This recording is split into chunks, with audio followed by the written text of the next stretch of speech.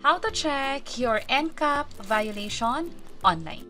By the way, kung first time mo sa channel natin, gusto mo pa ng mga online tutorial videos katulad nito, please click the subscribe button. Dito sa website ng MMDA, that's myhulika.mmda.gov.ph, dito mo nalaman kung meron ka bang NCAP violation. Ano yung mga kailangan? Plate number or conduction sticker at yung MV file number. I-double check nyo muna yung mga ilalagay nyong info dito bago mag-proceed. Halimbawa sa akin, click natin yung check.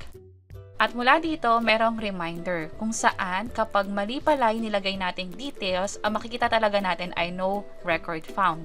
Baka kasi pag ganyan, makampante tayo, yun pala mali yung mga information na in-enter natin. So kapag na-double check nyo na to, i-click lang tong I fully understand yung sa stated terms and then click check.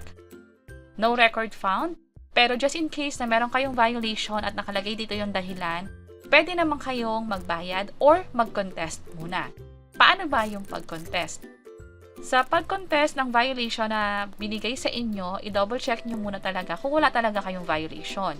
Pero para makasiguro, pwede naman kayong pumunta sa office mismo ng MMDA or kung ano yung mas convenient, pwede naman yung online.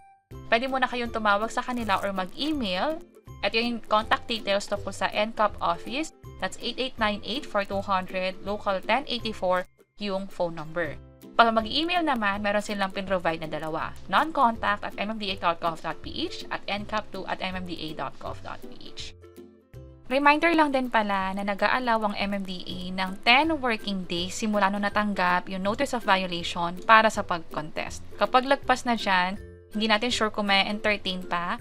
At paano ba yung pag-receive ng notice of violation?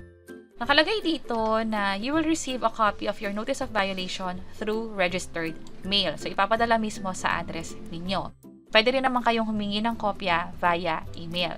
Pero, mas maganda na kung wala pa naman kayo na-receive na violation, i-check nyo na lang din online. Kaysa naman, huli na palang lahat, hindi na pala pwedeng makontest. And just in case natingin nyo, natatandaan ninyo na nagkaroon talaga kayo ng violation kapag dinouble check doon sa record nila, mas maganda na magbayad na rin kaagad.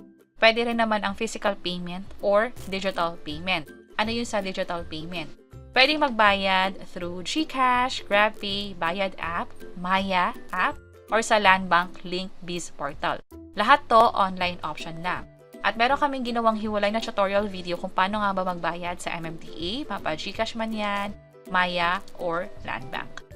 And that's it. Sana nakatulong tong video na to. Kung oo, pakiclick ang like button at para sa iba't ibang mga tutorial videos, pwede nyong i-check itong mga nasa baba. Sana makatulong and see you sa mga next videos.